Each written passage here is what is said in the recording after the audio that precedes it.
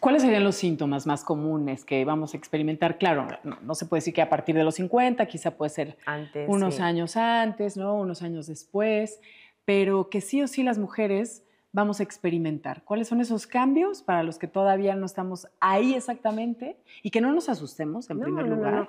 Yo lo que creo es que al final lo que tienes que hacer es informarte, conocerlos y saber que todo puedes tratarlo y Y afrontarlos prevenir como... ciertas cosas pueden ser Claro, o no.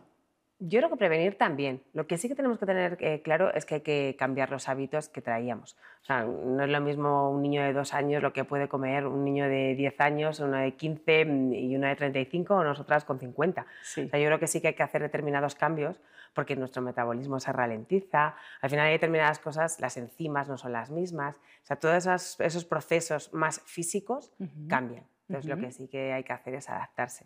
A nivel físico, ¿qué es lo que compartes en tu libro en cuanto a hábitos, digamos? A nivel ¿No? De la físico, consecuencia de esta edad, lo que vas a estar experimentando y el tip o la recomendación para sería esta. sí, sobre todo en los cambios nutricionales, porque al final cuando llegamos a esta edad pues, cambia tu cuerpo, lo que sí que es cierto es que hay una redistribución de la masa grasa dentro de tu organismo. Entonces Ujú. te empiezas a notar que esa no eres tú, a lo mejor te empiezas a notar como pues, más gorda o con determinados sitios en los que no te reconoces en el espejo. Y lo que tienes que cambiar es la alimentación, pero no con dietas restrictivas, sino comiendo de todo, pero en menores cantidades. Lo que sí que es cierto es que el metabolismo sí que se ralentiza. Esto es nuestro estómago, es justamente el El puño, tamaño de o sea, nuestro el puño. tamaño de nuestro puño. Y claro, si estamos más ralentizados en cuanto a metabolismo y le estamos metiendo las mismas cantidades que ingeríamos a lo mejor hace 20 años, pues eso hace que nuestro cuerpo no detoxifique igual. Entonces, ahí lo que sí que habla un poco es qué tipo de alimentación tenemos, que ya no valen esas dietas restrictivas para llegar al verano o para vernos bien en un determinado momento, sino lo que tenemos son 30 años por delante de vida en lo que tenemos que cambiar el hábito en sí mismo de la alimentación. Ujú. Luego habla también de una alimentación que muchas veces es emocional, que como tenemos ese estrés o esa ansiedad del día a día, muchas veces repetimos patrones para sentirnos mejor, para sentirnos bien. Pues hay gente que a lo mejor es un helado cuando llega a casa o esa de chocolate o una copita de vino. Bueno, pues esos patrones al final hay una serie como de ejercicios que te dice que no te das cuenta, pero si empiezas a apuntar, cuando empiezas a tener ese hambre emocional, pues a lo mejor también puedes darle una vuelta en tu interior a qué tipo de situaciones te provocan eso. Pues a lo mejor es cuando te enfadas con tu marido, con un amigo, con tu pareja Ujú, o ujú. cuando te enfadas con tus hijos. Bueno, hay determinadas cosas que sí que puedes identificar y Claro. comenzar a cambiar. Y yo creo que es ahí, hablando específicamente de los hábitos alimenticios o esta relación emocional que tenemos con algunos ingredientes, hasta que no te das cuenta y lo haces consciente, digo, no quiere decir que Totalmente, el cambio es totalmente. inmediato, No, claro que no. pero ayuda enormemente, ¿cierto? Sí, de hecho yo creo que lo fundamental es escribirlo, apuntarlo para ser consciente, porque siempre decimos, va, a mí eso no me pasa. No, bueno, si no, si esa copita me la tomo solamente una vez a la semana, o ese chocolate, o esos hidratos, o esas patatas fritas, ¿no? Pero cuando empiezas a apuntar, te das cuenta que al final ingieres mucho más De de lo lo que que, piensas. Claro sí. que sí. Ahora, bueno, eso es la parte física.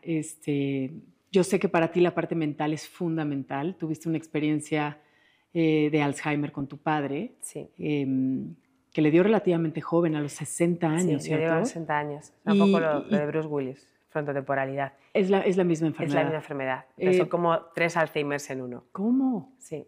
¿Y cómo empieza? Pues empieza. Perdón, es genético, también son... Pues mira, eso fue uno de los puntos, todo el mundo nos decía que era genético, que no podía empezar, bueno, esto pasó como hace 13 años, entonces todo el mundo nos decía que era genético, que eso no podía pasar y que mucho menos tan temprano, ¿no? Pero luego cuando yo me puse las pilas a estudiar todo esto, te dicen que el 80% son hábitos de vida y el 20% es genético. O sea, lo que sí que es verdad es que puedes tener determinados genes que se pueden modificar y eres más propenso o menos propensa en función de los hábitos de vida que tienes. O sea, por ejemplo, a mi padre, si ahora echo la vista atrás, pues si era una persona que siempre vivía muy estresado, pues sí que la alimentación, pues muchas comidas de trabajo, de negocios, pues bebía pues a lo mejor el vino, la cerveza, bueno, pues estaba siempre en esta historia, dejó de hacer ejercicio en la última etapa porque estaba muy estresado. Entonces, si te pones a pensar un poco en esos patrones, yo luego empecé a trabajar por la noche porque también era ingeniero de minas, entonces tenía como un montón de obras. Entonces, si te das cuenta, al final son casi los 5 pilares, ¿no? La nutrición, el tema del ejercicio que lo abandono por completo, el tema de por la noche, con lo cual empezó a tener un montón de disrupción de sueño y el estrés. Entonces, yo creo que eso, si a la vez tenía algo genético o no, yo creo que le terminó rompiendo. Y su parte emocional no la trataba, obviamente. No, claro, para nada. No Es la que es más, volteaba a ver. yo creo que en eso hemos ido avanzando en estos 12 años. Sí. Yo he visto mucho cambio, porque cuando a nosotros nos pasó en casa fue un shock, porque es que también era un poco como una enfermedad también tabú, ¿no? El tema de la salud mental siempre es algo como que se quiere esconder y se quiere no contar a nadie qué es lo que está pasando. No se habla, sí. No se habla de nada. De hecho, en los primeros años mi padre era como la típica persona pues muy alto, ¿sabes? Como muy buena planta.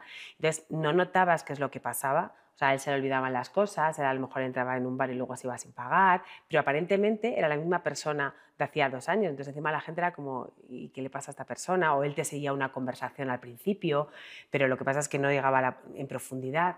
O sea, son pequeñas rupturas que no te das cuenta hasta que ya... De hecho, nosotros pensamos que era depresión, porque como tenía negocios, pues bueno, había empezado a tener crisis en determinados negocios, pensamos que era depresión y ansiedad, hasta que un día como que la mirada se desconectó. O sea, yo con él me llevaba muy bien y me entendía muy bien con la mirada, y un día dije, mamá, aquí pasa algo, aquí hay algo más, ¿no? Pues depresión, pues yo creo que al final el tema de los negocios, y le llevamos a un neurólogo y inmediatamente, o sea... Se le dio el diagnóstico. Dio el diagnóstico. Bueno, y las estadísticas tendrían que alertarnos, porque las mujeres somos más propensas a que nos dé una enfermedad como el Alzheimer, ¿cierto? Las mujeres somos más propensas, primero porque nos cuidamos menos y luego por... ¿Nos cuidamos menos que los hombres? Nos cuidamos mucho. ¿Cómo crees? ¿Tú crees que eso? hombres. Totalmente. Nunca lo hubiera pensado, fíjate. Sí, nos cuidamos yo creo que más estéticamente, físicamente, pero realmente no en la parte emocional, en soltar todas las emociones que llevamos dentro. No hay tantas personas que hagan trabajo emocional, que se planteen con esa hoja en blanco qué es lo que me está pasando, que planteen realmente un propósito de vida, que sanen determinadas heridas que todos tenemos de la infancia y se quiten esa misma careta. De hecho, por ejemplo, fue una de las cosas que me sorprendió cuando se murió mi padre. El primer camino que emprendí fue mi mundo interior, pero no fui consciente de ello. O sea, yo de repente cogí un coach, pero era un poco como para procesar lo que me había pasado, ese shock. Y me di cuenta que, claro, pues que tenía una pantalla delante de mí, que me había puesto una coraza, que había cosas que no trataba, que no hablaba, que, bueno, pues hay determinadas cosas. Y ahí empecé a entender que es un pilar muy importante. Sí, sin duda. Y digo, obviamente...